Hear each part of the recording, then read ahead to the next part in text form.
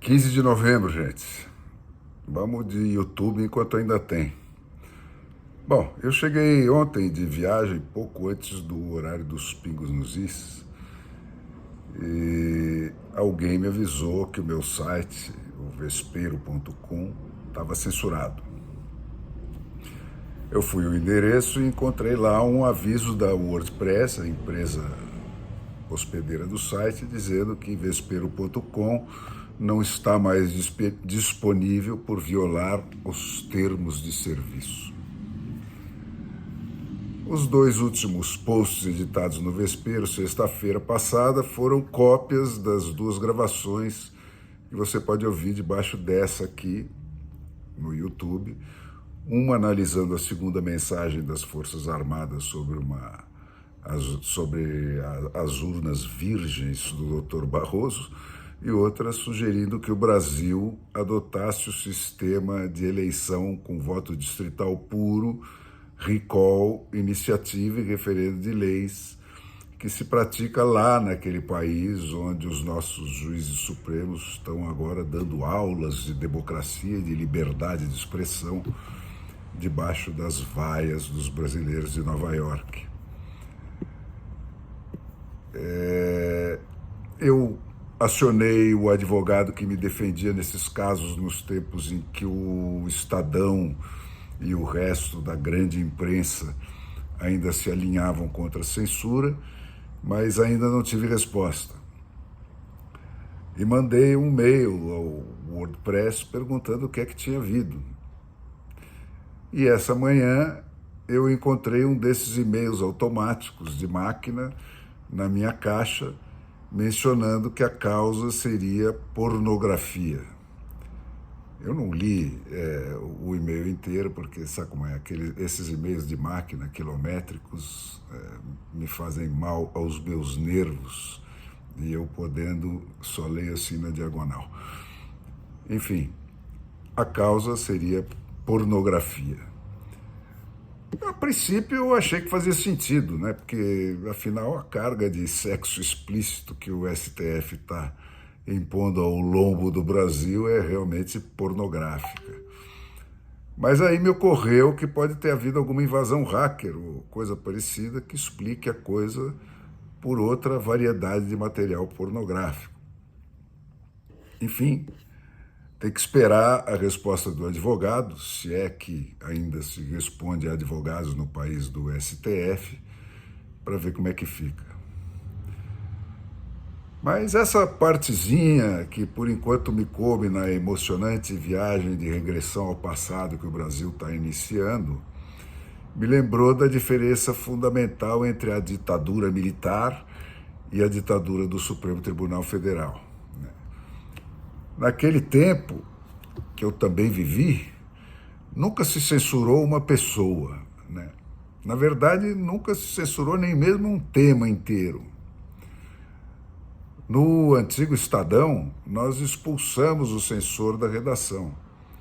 Ele tinha de ficar nas oficinas de linotipo, que eram as máquinas onde se montava o jornal da época, os jornais da época, né, junto com os revisores. E lá, e só lá, cortar as matérias e os pedaços de matéria que nós substituíamos por receitas culinárias com títulos sugestivos como Lauto Pastel, quando a matéria censurada no Jornal da Tarde era sobre o governador Laudo Natel, por exemplo, né? Então, o Jornal da Tarde foi quem inventou essa forma de sinalizar ao leitor que naquele espaço algo tinha sido censurado, né? Enquanto outros jornais democráticos simplesmente não avisavam os seus leitores sobre o que a censura tinha surrupiado ou não das páginas deles. E dada a pista pelo Jornal da Tarde, o Estadão seguiu sinalizando as matérias censuradas com trechos dos Lusíadas de Camões. E a feroz ditadura militar aceitava essa forma de resistência sem multas de 100 mil por minuto e outros expedientes que hoje estão plenamente aceitos pelo Estado democrático de direito que a indiarada toda das redações aplaude. Enfim, nunca se censurou uma pessoa, nunca se proibiu alguém de trabalhar e de ganhar vida. E nem mesmo jamais se proibiu um tema inteiro. Cortavam matérias ou pedaços de matérias, cortavam uma música, uma peça de teatro, a expressão presente de um pensamento ou de uma ideia.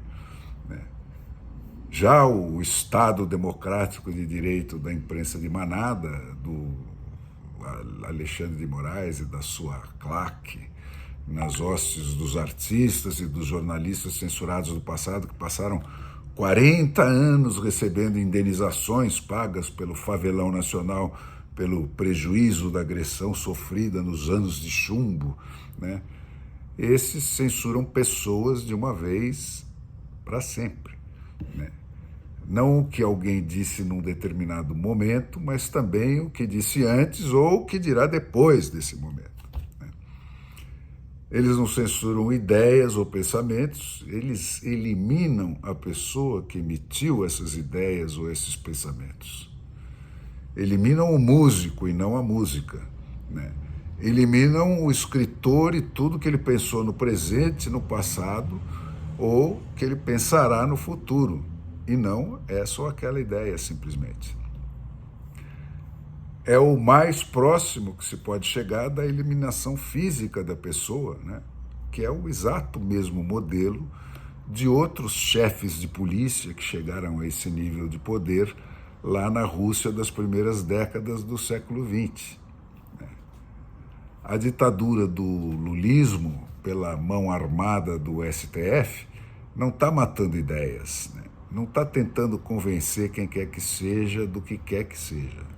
Eles estão matando inimigos, eles estão tratando de recriar aqui, como diz textualmente o livro de normas do Foro de São Paulo, criado pelo Lula e pelo Fidel Castro, aquilo que se perdeu na Europa do Leste depois da queda do Muro de Berlim. É por isso, gente, que eu insisto, né? Diante da minha sugestão repetida de que as manifestações têm toda a razão de ser, mas se têm dado no endereço errado, deviam estar ocorrendo na frente do Congresso Nacional, né, de onde o povo não deve arredar pé enquanto os congressistas não entregarem aquilo que foram eleitos para entregar, ou seja, o Estado democrático de direito recomposto nos 3 poderes que caracterizam as democracias, com o judiciário e só o judiciário julgando, com o Ministério Público e só o Ministério Público autorizando julgamentos, e com o Legislativo e só o Legislativo fazendo leis, né?